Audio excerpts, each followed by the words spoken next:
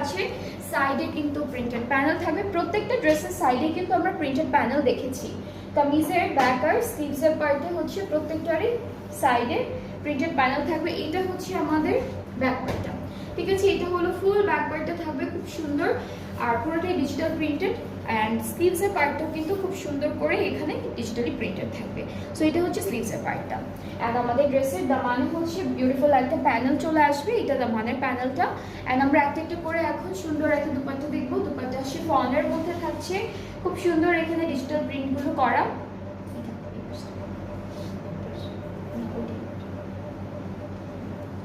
So এটা হচ্ছে আমাদের দুপাট্টা, শিফনের মধ্যে আছে, ডিজিটালি প্রিন্টেড গ্রিন কালারের উপরে।